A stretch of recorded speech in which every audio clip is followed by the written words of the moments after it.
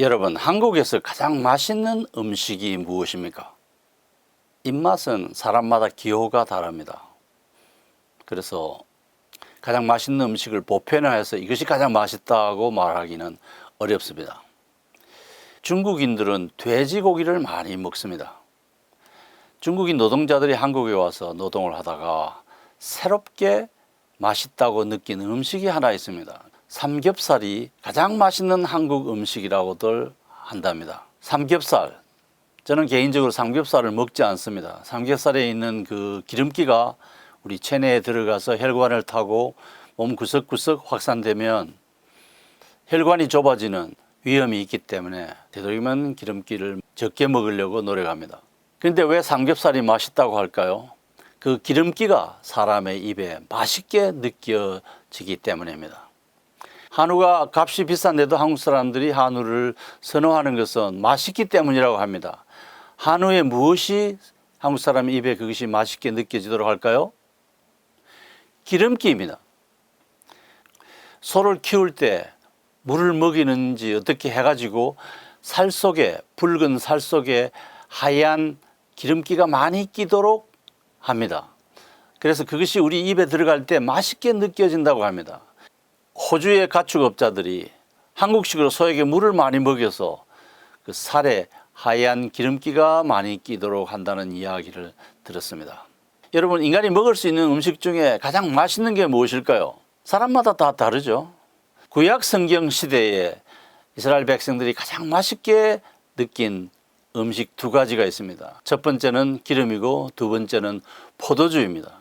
연애에서 가장 중요한 것은 흘러넘치는 육고기의 그 기름기와 포도주입니다.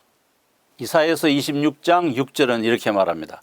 만군의 여호와께서 이 산에서 만민을 위하여 기름진 것과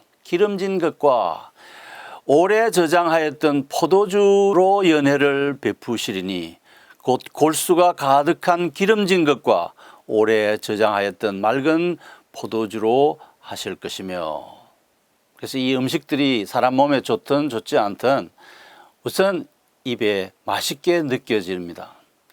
우리가 가끔 맛있는 것을 먹어야 될 필요도 있습니다. 우리의 삶이 박하고 힘들고 스트레스가 쌓이고 걱정이 생길 때 가끔 즐거운 일도 있어야 하는 것과 마찬가지로 이스라엘 백성들은 항상 박한 음식만 먹지 아니하고 효소 들어가지 않는 무교병만 먹지 아니하고 기름진 육고기를 먹고 오래 저장해둔 포도주를 마셨습니다. 구약시대의 번제 때는 그 기름을 태워서 하나님께 향기로운 냄새가 올려지도록 했습니다.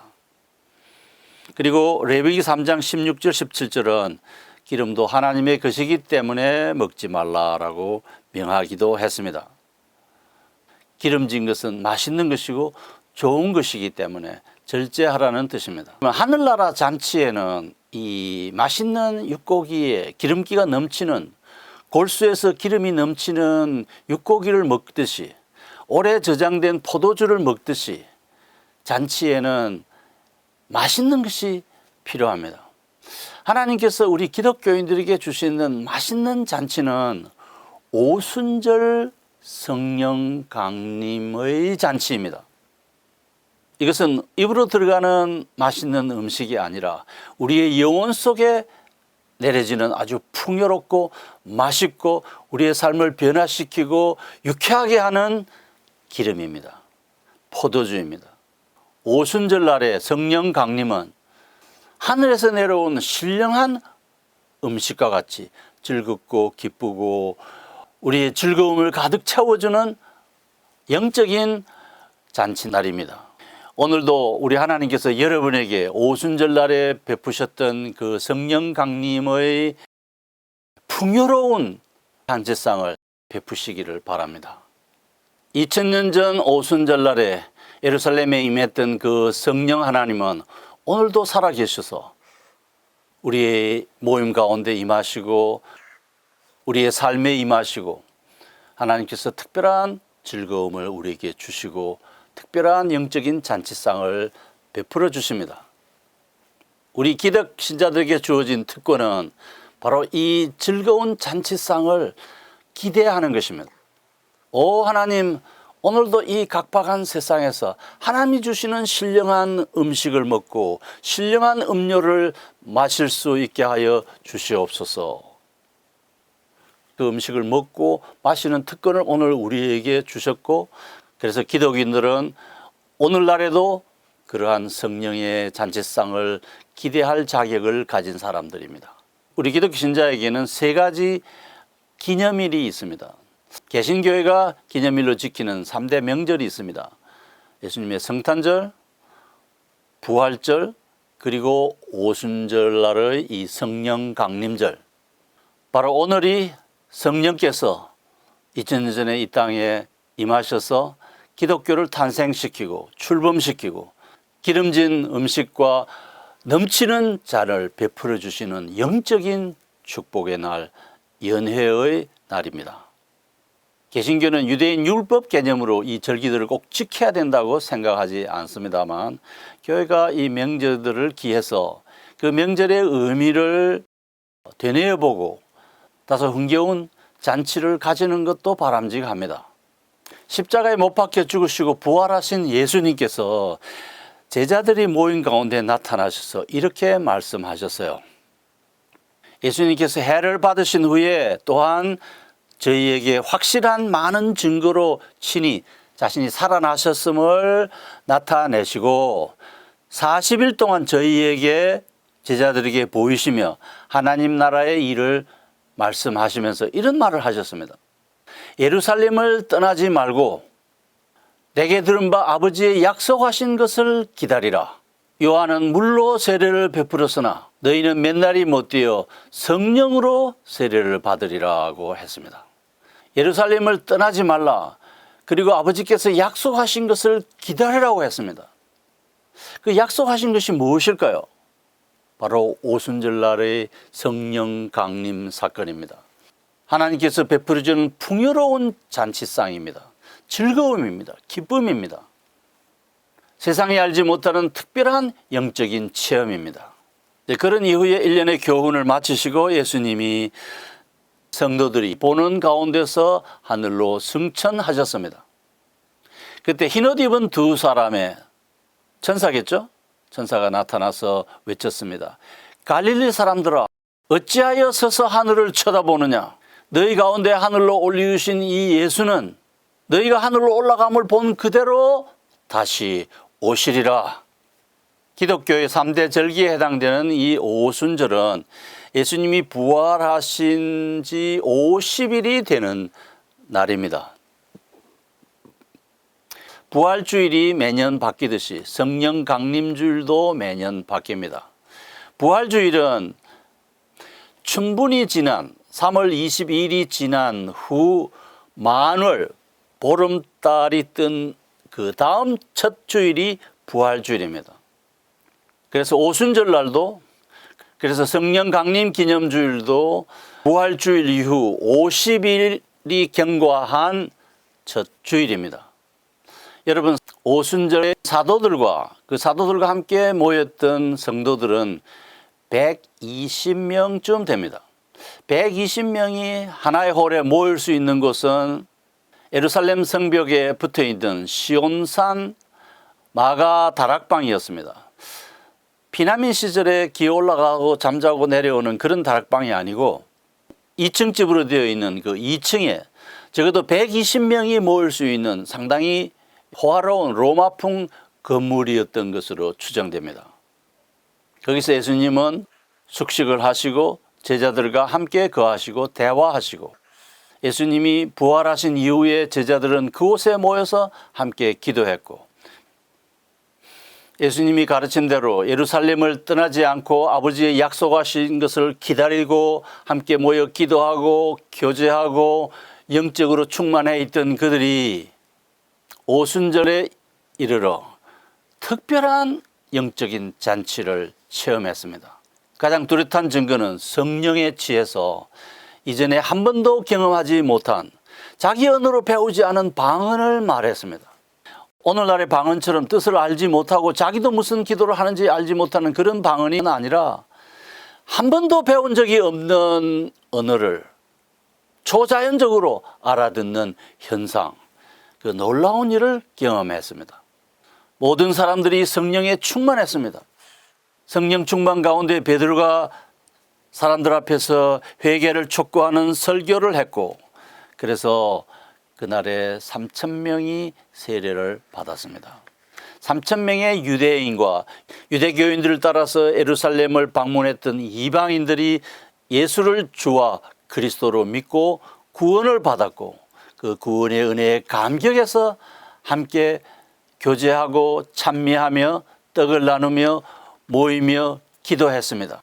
이 오순절 성령 강림일은 유대교의 텃밭에서 자란 기독교가 이제 공식적으로 출범하는 날이었습니다. 예루살렘을 떠나지 아니하고 아버지께서 약속하신 어떤 특별한 영적인 잔치를 기다리고 기도하고 인내하던 그들이 하나님이 주시는 특별한 영적인 체험을 했습니다. 그런데 오늘 우리가 주목할 것은 오순절 성령 강림의 잔치상을 받은 기독교인들의 수가 120명쯤 되었더라고 하는 성경의 증언입니다. 사도행전 1장 15절. 이 성경 원문을 자세히 살펴보면 약 120명 정도가 그곳에 모여 있었다라고 합니다. 약 120명 정도가 그곳에 모여 있었을 때 성령이 강림하셨다라고 합니다. 누가가 사도행전을 기록할 때 이 120명이라는 숫자는 많이 모였다는 것인가요? 적게 모였다는 것입니까? 숫자가 많이 모였다는 것인지 적게 모였다는 것인지를 구체적으로 말하지 않습니다만, 전체 맥락을 보면 120명이나 되는 많은 수가 그곳에 모여 있었다라는 뉘앙스는 없습니다. 그 많은 예수님을 따르던 5,000명이나 되려던 무리들이 다 사라지고 예루살렘을 떠나고 아버지의 약속하신 것을 기다리지 않고 끝까지 기다린 자는 겨우 120명 정도였다라는 것입니다. 120명 정도밖에 되지 않았다는 뉘앙스를 지니고 있습니다. 그러면 오늘 우리가 던질 질문은 120명을 제외한 나머지 이 많은 사람들은 다 어디로 갔다는 말입니까? 그들은 어디로 가서 무엇을 하고 있었을까요?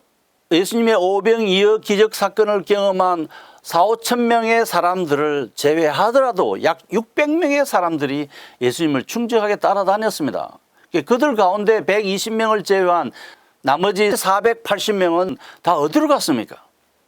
바울 사도의 고린도전서 기록에 따르면 약 600여 명의 사람들이 부활하신 예수님을 목격하고 그의 가르침을 받았고 그가 말씀하신 걸 들었고 그의 손을 만져보았습니다.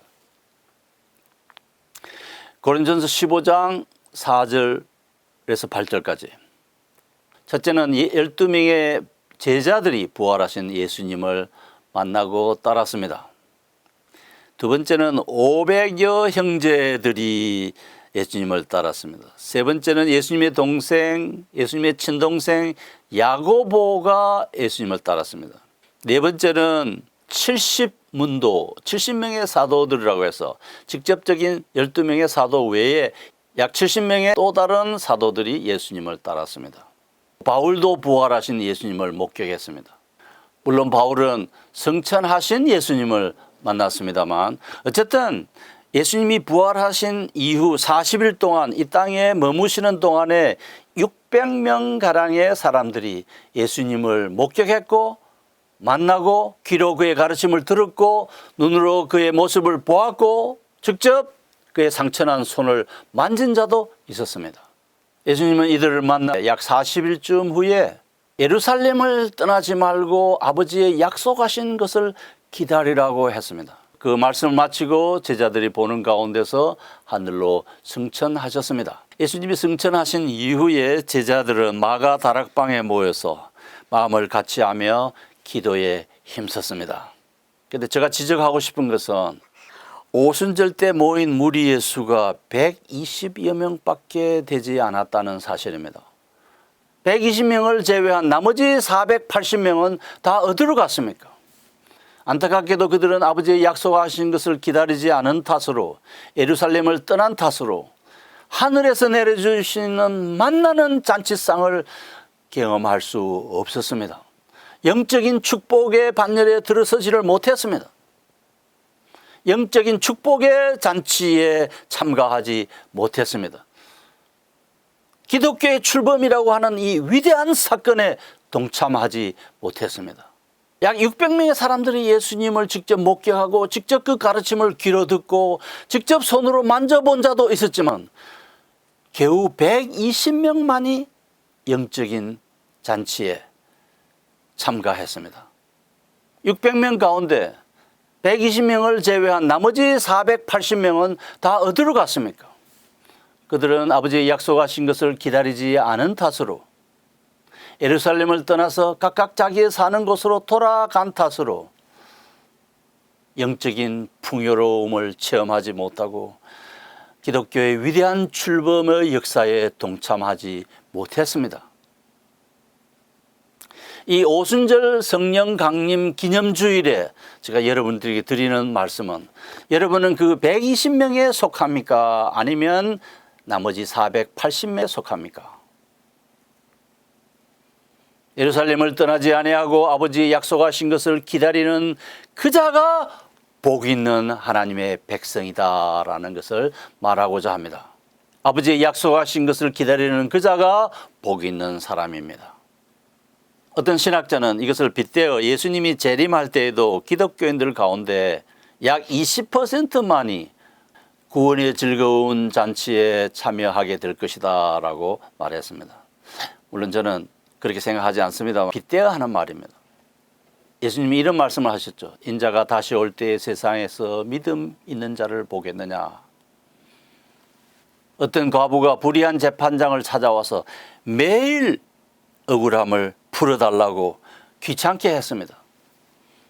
누가복음 18장 1절로 8절의 말씀입니다. 예수님이 이 비유를 말씀하신 것은 우리 기독교인들이 항상 기도하고 낙심하지 말아야 한다는 것이었습니다.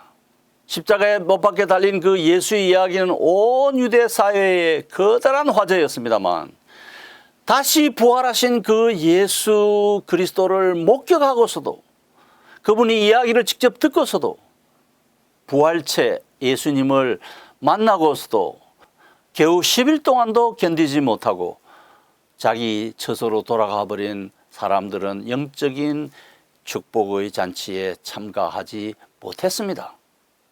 그들은 왜 열흘을 참지 못하고 열흘을 기다리지 못하고 떠나지 말라고 하는 예루살렘을 떠나서 자기의 처소로 돌아갔을까요?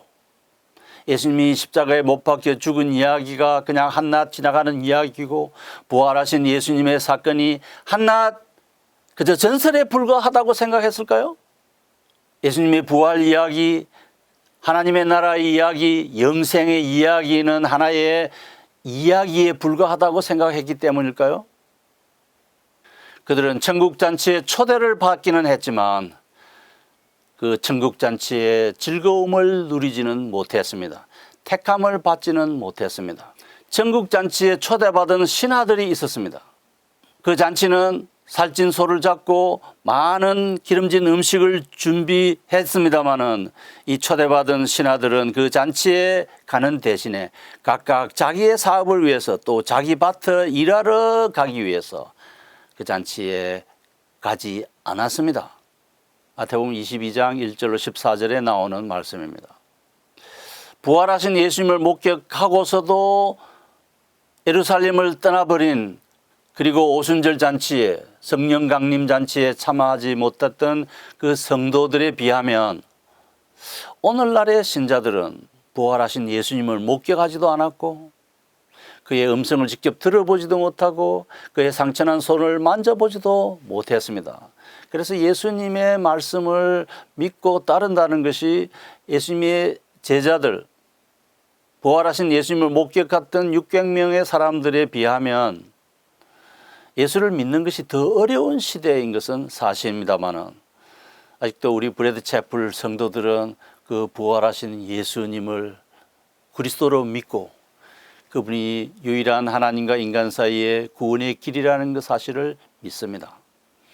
또한 함께 모여 기도하고 아버지께서 약속하신 성령 강림의 이 축복이 오늘날에도 주어질 수 있다고 하는 사실을 믿습니다. 예루살렘을 떠나지 말라. 열흘만 기다리면 그 영광스러운 축복의 잔치에 참여할 수 있었는데 그 열흘을 기다리지 못해서 그 잔치에 참가하지 못한 초대교회 예수님을 따르는 자들과 달리 우리 브레드채플의 예수님의 제자들은 끝까지 인내하고 기도하고 성령께서 베풀어 주시는 특별한 영적인 축복을 누리시기를 바랍니다. 하나님이 주시는 비전을 따라서 무엇인가를 계획하고 일을 추진하는데 이제 거의 다 돼가서 조금만 기다리면 열흘만 더 진행하면 커다란 역사가 일어날 수 있는데도 불구하고 그 며칠을 참지 못해서 포기하고 돌아가 버리면 하나님께서 주시는 잔치상을 받을 수가 없습니다. 골수에 넘치는 기름진 음식을 먹을 수도 없고 오래 저장해둔 맛있는 포도주를 마실 수도 없습니다.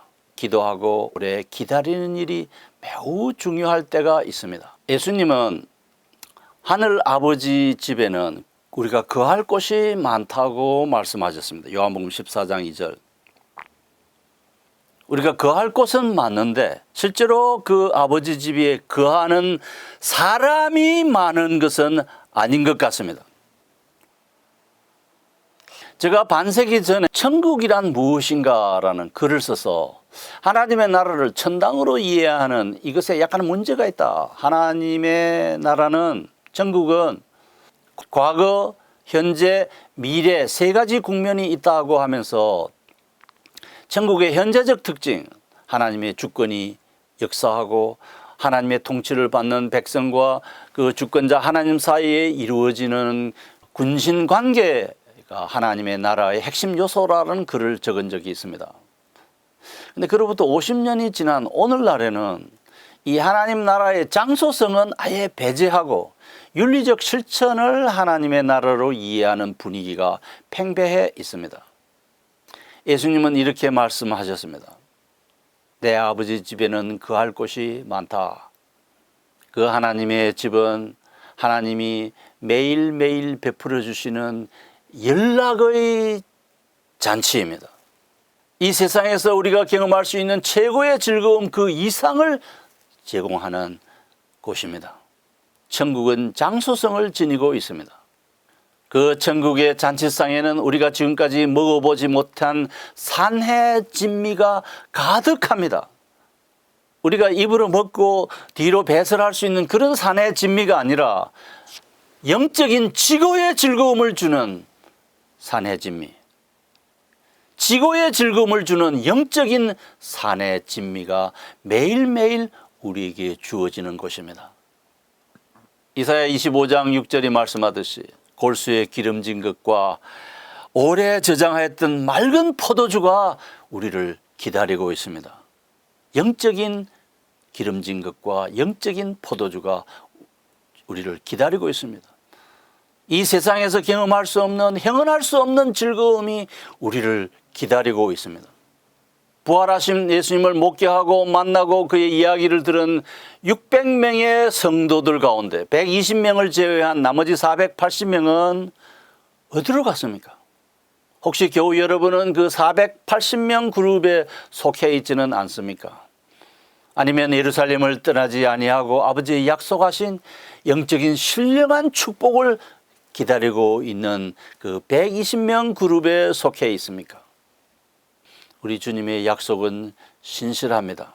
이 오순절 성령 강림 기념주일에 우리가 오래 참고 기도하고 아버지의 약속하신 것을 기다리면, 예수 그리스도께서 약속하신 그것을 기다리고 있으면 하나님께서 우리가 말로 형언할 수 없는 기쁨의 잔치상을 우리에게 베풀어 주실 것을 굳게 믿으시면, 성령이 오셨네, 성령이 오셨네, 내 주에 보내신 성령이 오셨네, 이 기쁜 소식을 온 세상에 전하세, 성령이 오셨네 라고 찬송하게 될 것입니다.